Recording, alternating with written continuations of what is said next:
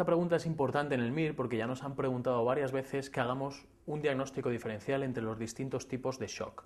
Esta pregunta nos lo han hecho directamente para que nos digan determinados parámetros hemodinámicos, pues alto o bajo o así, o bien que nos estén dando una cifra y debamos conocer los parámetros normales en cuanto a cifra de ese dato en concreto.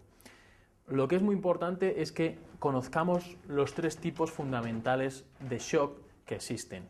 Los podemos dividir en shock cardiogénico, la causa fundamental del shock es un fallo de bomba, el shock hipovolémico, en el cual la causa es la pérdida de volumen, que puede ser una deshidratación muy importante o sobre todo un sangrado, y luego están los otros tipos de shock, los que llamamos shock distributivos, en los cuales el problema no es el corazón, sino que son las resistencias vasculares. Aquí lo que sucede, el paradigma de esto es la anafilaxia o bien la sepsis, pero también otras patologías como puede ser la insuficiencia hepática, el hipertiroidismo o cualquier otro tipo de patología. Si nos fijamos en el shock cardiogénico, el problema fundamental es el corazón, con lo cual la primera consecuencia y la causa de todo es un gasto cardíaco bajo. El corazón no contrae, no manda sangre. ¿Qué ocurre? Baja la tensión.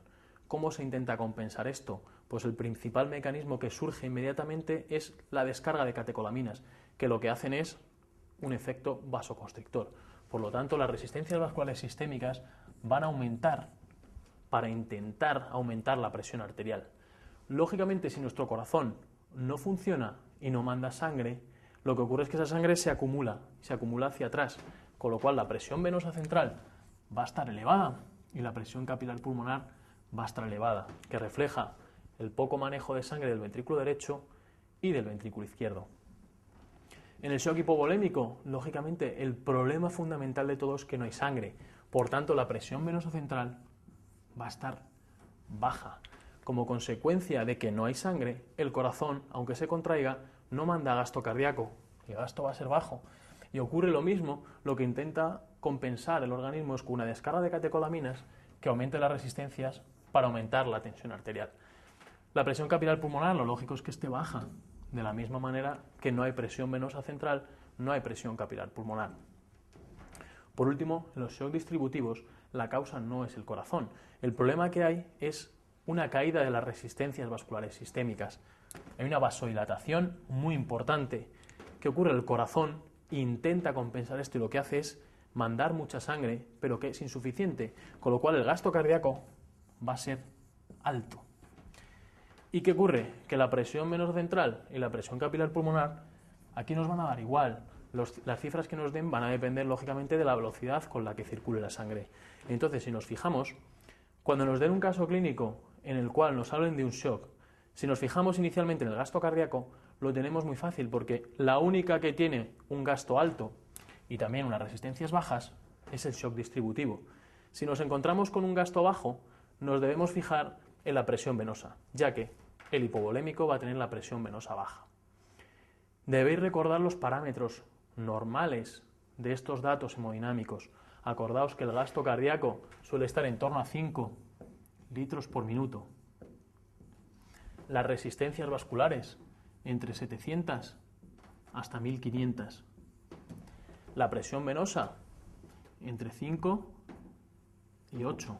Y la presión capilar pulmonar, lo lógico es que esté entre 12 o 14.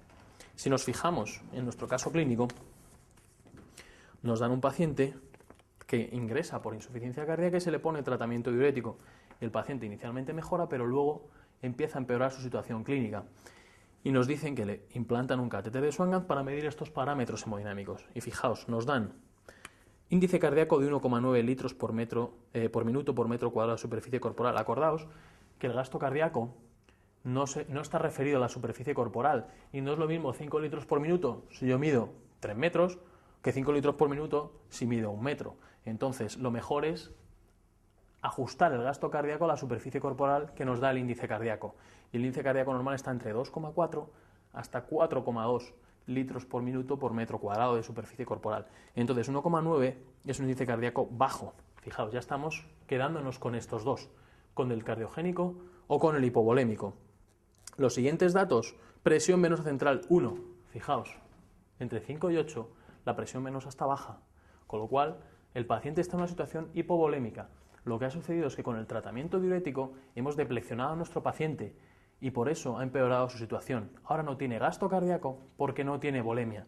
Y fijaos, los síntomas que nos cuentan son síntomas típicos de bajo gasto cardíaco, debilidad muscular, más cansancio y marcada astenia. Nuestro paciente lo que requiere es que le retiremos los diuréticos y que ahora le rehidratemos.